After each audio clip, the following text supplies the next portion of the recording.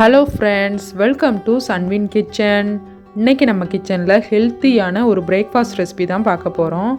எப்போதுமே ஒரே மாதிரி பிரேக்ஃபாஸ்ட் செய்யாமல் கொஞ்சம் இந்த மாதிரி டிஃப்ரெண்ட்டாக செஞ்சு பாருங்கள். இது வந்து ராகி உப்புமா. நம்ம ரவா உப்புமா எப்படி செய்கிறோமோ அதே மெத்தடில் தான் செய்யணும். டேஸ்ட்டு வந்து நல்லாயிருக்கும். இப்போ ஒரு கடாயில் வந்து அரை கப் அளவுக்கு ரவையை வந்து நல்லா வறுத்து எடுத்துக்கோங்க. ஒரு 5 நிமிஷம் வந்து நீங்கள் வறுத்துக்கணும். இதை எந்த அளவுக்கு நம்ம ரவை எடுத்தோமோ அதே அளவுக்கு ராகி மாவு வந்து எடுத்துக்கோங்க. அரை கப் அளவுக்கு நான் ராகி மாவு, அரை கப் அளவுக்கு ரவை எடுத்திருக்கேன். இப்போ ராகி மாவையும் சேர்த்து ஒரு 5 நிமிஷம் வந்து நல்லா வறுத்துக்கோங்க, அதோட பச்சை வாசனை போகிற அளவுக்கு. இப்போ பாருங்கள், இது நல்லா வறுபட்டுருச்சு. இதை ஒரு பிளேட்டுக்கு அப்படியே மாற்றிட்டு அதே கடாயில் ஒரு 3 டீஸ்பூன் அளவுக்கு எண்ணெய் சேர்த்துக்கோங்க. எண்ணெய் நல்லா சூடானதுக்கப்புறம் கொஞ்சமாக கடுகு சேர்த்து கடுகு அந்த மாதிரி நல்லா பொரிய விட்டுருங்க. இப்போ இதில் காரத்துக்கு ஒரு 2 பச்சை மிளகாவை இந்த மாதிரி சின்னதாக கட் பண்ணி சேர்த்துக்கோங்க. இப்போ இதில் வந்து ஒரு 2 டீஸ்பூன் அளவுக்கு கடலைப்பருப்பு, 2 டீஸ்பூன் உளுத்தம்பருப்பு, 2 டீஸ்பூன் அளவுக்கு வேர்க்கடலை சேர்த்துக்கோங்க.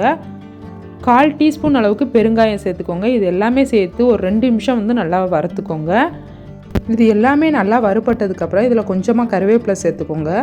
இப்போ கருவேப்பிலை சேர்த்ததுக்கப்புறம் ஒரு பெரிய வெங்காயத்தை சின்னதாக கட் பண்ணி அதையும் சேர்த்துக்கோங்க. இப்போ இந்த வெங்காயம் வந்து ஒரு 5 நிமிஷம் வந்து நல்லா நம்ம வதக்கணும். வெங்காயம் வந்து கண்ணாடி பதம் வர அளவுக்கு வந்து வதக்கினா போதும். ரொம்ப கோல்டன் ப்ரௌன் ஆகிற அளவுக்கு வந்து வதக்க வேண்டாம். இதுக்கு தேவையான அளவுக்கு வந்து உப்பு சேர்த்துக்கோங்க. உப்பு சேர்த்து நல்லா ஒரு டைம் மிக்ஸ் பண்ணிவிட்டு இப்போ வந்து இதை நம்ம நல்லா வதக்கி எடுத்துக்கலாம். இப்போ நல்லா வெங்காயம் வந்து வதங்கிருச்சு. இதில் வந்து 2 கப் அளவுக்கு தண்ணி சேர்த்துக்கோங்க. நம்ம ரவை மாவு இதெல்லாம் எந்த கப்பால் அளந்தோமோ அதே கப்பால் வந்து 2 கப் தண்ணி சேர்த்துக்கோங்க. அரை கப் மாவு, அரை கப் வந்து ரவைக்கு வந்து 2 கப் அளவுக்கு தண்ணி வந்து கரெக்டாக இருக்கும். தண்ணி வந்து நல்லா கொதிக்க ஆரம்பிச்சதுக்கப்புறம் வந்து நம்ம வந்து மாவை வந்து சேர்த்துக்கலாம். இதில் இப்போ கொஞ்சமாக நறுக்கி வச்சிருக்க கொத்தமல்லி இலை வந்து சேர்த்துக்கோங்க.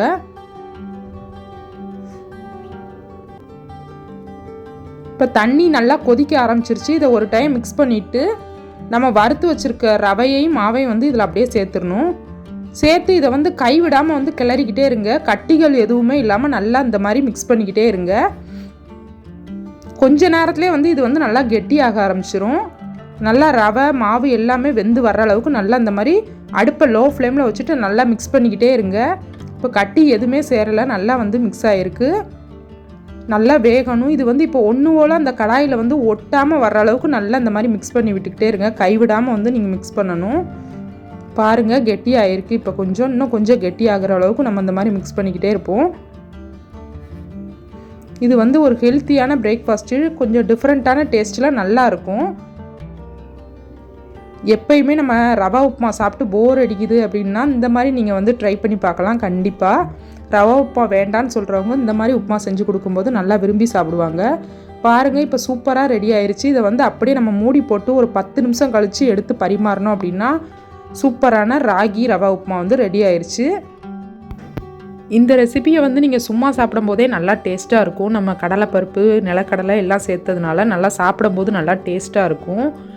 இது கூட நீங்கள் தேங்காய் சட்னி வச்சு சாப்பிடும்போது இன்னும் நல்லா டேஸ்ட்டாக இருக்கும். நாங்கள் வந்து இது கூட இன்றைக்கி தேங்காய் சட்னி தான் வச்சு சாப்பிட போகிறோம். கண்டிப்பாக நீங்களும் இந்த ஹெல்த்தியான ரெசிபியை வந்து உங்கள் வீட்டில் செஞ்சு பாருங்கள். செஞ்சு பார்த்துட்டு எப்படி இருந்துச்சு அப்படின்றத மறக்காமல் சொல்லுங்கள். இந்த வீடியோ பிடிச்சிருந்துச்சுன்னா இந்த வீடியோக்கு ஒரு லைக் பண்ணிக்கோங்க. என்னோட சேனல் சப்ஸ்கிரைப் பண்ணிக்கோங்க. தேங்க்யூ.